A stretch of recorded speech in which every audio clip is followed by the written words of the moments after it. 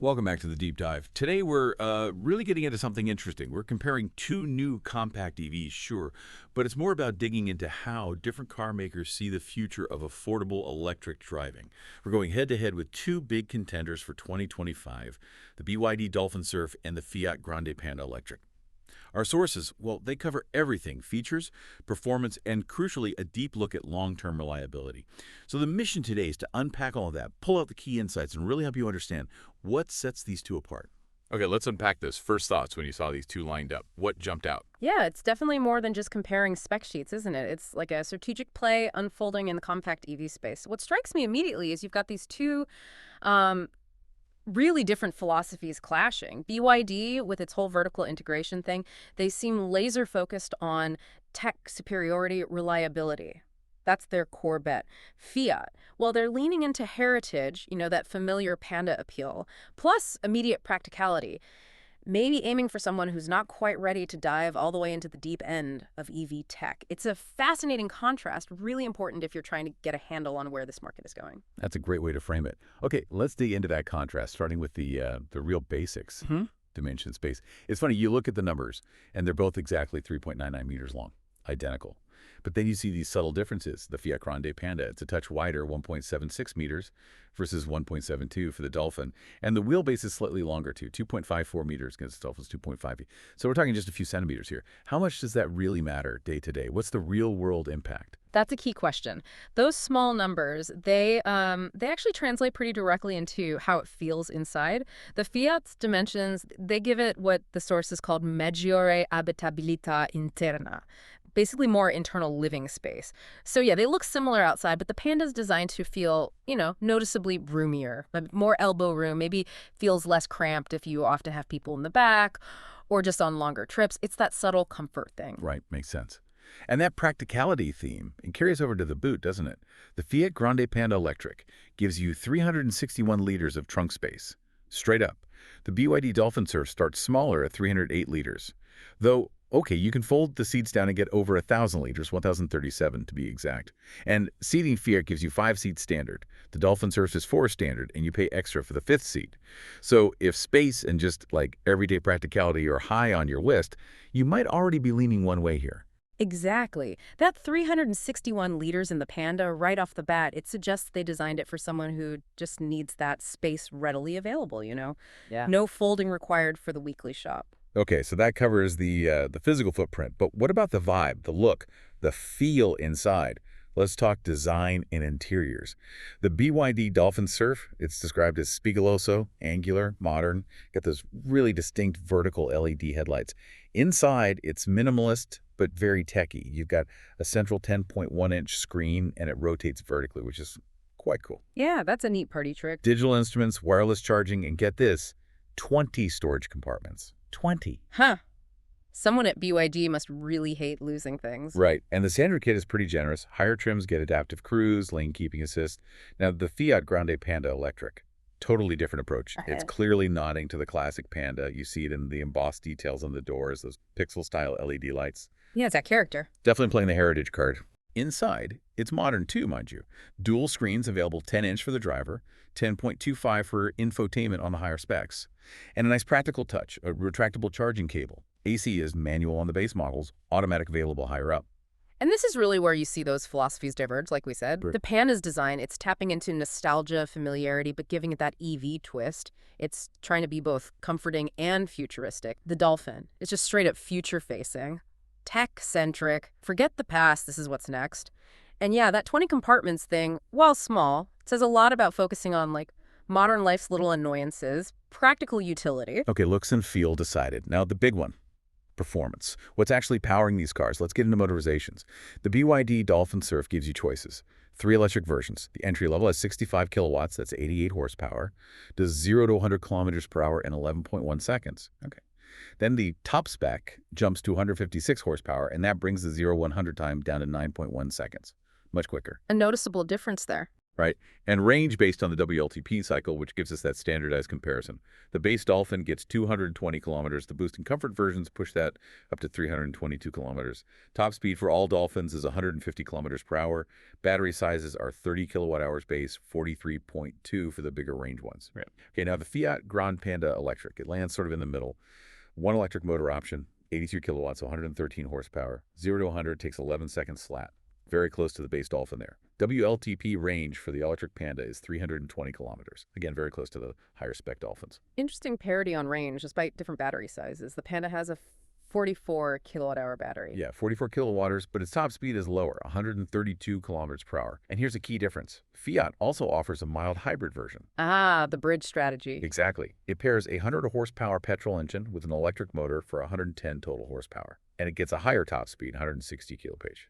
So what does this powertrain mix tell us about their strategies? Well, it seems pretty clear. BYD is offering a purely electric menu, trying to cater to different EV needs, maybe basic commuting versus needing more punch and range. They're fully committed to electric here. Fiat, though, by including that mild hybrid, they're casting a wider net. They're giving an option to people maybe not quite ready for the full EV leap, or perhaps those who prioritize that higher top speed from petrol. Yeah. It's about broadening the appeal, maybe easing people into electrification. Makes sense. Okay, let's talk money. What does all this actually cost, and what kit do you get? The BYD Dolphin Surf kicks off around 19,490 euros, which sounds pretty competitive. Very competitive, especially for an EV. And the sources say it comes with very complete standard equipment. Even base models seem well equipped. You mentioned adaptive cruise, lane keeping. The higher trims add things like electric seats, auto aircon, that 10.1-inch screen. The top comfort version, the 156 horsepower one, is listed at 25,490 euros. Now, the Fiat Grande Panda Electric. The electric version starts higher, around 24,900 euros. So quite a jump from the entry Dolphin. Yeah. But the mild hybrid Panda starts much lower, at 18,900 euros. Cheaper than the cheapest Dolphin. Ah, there's the strategy again. Make the hybrid very accessible. Right. The electric Panda does get you that bigger 10.25-inch infotainment screen, rear camera, parking sensors. But remember, manual air conditioning on the base, electric. Ooh, okay. That's a detail worth noting. So if you're listening and trying to weigh this up, what's the value proposition headline here? I think the choice becomes really stark, doesn't it? Do you prioritize a lower electric entry price with potentially more standard features, which seems to be the BYD approach? Yeah. Or do you go for the Fiat, where the lowest prices for the mild hybrid may be sacrificing some EV capability but gaining that engine familiarity? Or pay more for the electric Panda, which has slightly more power than the base Dolphin but might miss some standard kit like auto AC? BYD is pushing hard on pure EV value. Fiat seems to be hedging its bets, offering that hybrid bridge, possibly cutting costs like that manual AC to hit certain price points for the electric model. Okay, and now for arguably one of the most critical factors for EV buyers, long-term reliability, especially the battery and motor.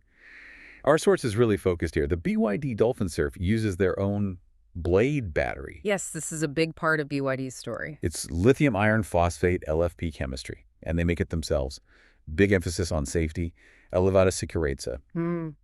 Apparently, it passes really tough tests like nail penetration, which drastically cuts the risk of fire. It's also meant to have maggiore durata nel tempo, a longer lifespan than typical lithium ion. Why is that LFP tech, especially without cobalt, so important for reliability? It's absolutely critical, yeah. LFP chemistry fundamentally doesn't use cobalt. That makes it generally cheaper and avoids some ethical sourcing concerns. But for you, the driver, the big deal is thermal stability. LFP batteries are just inherently less prone to overheating. They can also handle more charge and discharge cycles over their lifetime without degrading as quickly. So that directly means a potentially longer-lasting, safer battery. Huge peace of mind factor. Gotcha. And charging. The Blade battery handles fast charging up to 85 kilowatts on the Boost Comfort models. 10% to 80% in around 30 minutes. Seems decent. Pretty standard for this class, yeah. Good enough for most top-ups. And crucially, BYD offers an 8-year warranty on this battery. The sources highlight this as superior to the market average. That's a strong statement of confidence in their tech. And it's not just the battery. The motor in the Dolphin is part of an integrated 8-in-1 module. It combines the motor, reducer, charger, control units, all in one package. So what's the advantage of that for reliability? Think of it like streamlining the powertrain's brain and muscle. Fewer separate parts, less complex wiring, Fewer connections. Theoretically, that means fewer potential points where something could go wrong. It simplifies things, potentially boosting reliability and making maintenance easier down the line. And that motor also gets an 8-year warranty, same as the battery. Right. And it really speaks to BYD's confidence stemming from that vertical integration making their own core components. It's a significant potential advantage for long-term ownership. Okay, flip side. The Fiat Grande Panda Electric. It uses a 44 kilowatt-hour lithium-ion battery. But, and this seems important, the sources say there's no detailed public information on its specific chemistry or safety testing comparable to what BYD publicizes for the Blade battery. Yeah, that lack of granular detail is noticeable in the comparison. Fiat typically offers an 8-year warranty, too, on battery and motor, which is good. Standard stuff. Standard, but without the same level of sort of technological transparency or unique safety claims that BYD is making. And their production isn't as vertically integrated. Plus, the Panda Electric is newer. It doesn't have the same track record yet as the Dolphin, which has been out longer in various markets. Exactly. So for someone making a long-term EV investment, how do you weigh that? Proven vertically integrated tech with specific safety claims from BYD versus a newer model from a huge established brand like Fiat, but maybe with less transparency on the core battery tech. That really becomes a fundamental choice based on personal priorities, doesn't it? It underscores how important transparency is becoming in the EV space. With BYD, you have a clear narrative. They control the tech, they test it rigorously, they shout about it, and they back it with that long warranty. With Fiat, you trust the established brand, you get the standard warranty, but the specific details about their battery sourcing, their chemistry, their unique safety measures, it's just not as public. Some buyers will absolutely prioritize BYD's approach, that perceived technological assurance and transparency. Others might feel more comfortable with the known Fiat brand or prioritize other aspects like the Panda's design or space, even with fewer specific battery details. It's a real trade-off. Okay, so let's try and quickly sum this up. If you're looking at the BYD Dolphin Surf versus the Fiat Grande Panda Electric, you're facing quite different propositions. The Panda offers generally more practicality right out of the box, bigger boot, standard 5 seats, the heritage design appeal, and slightly more base electric horsepower, and the option of a cheaper, mild hybrid. Right, the immediate utility argument is strong there.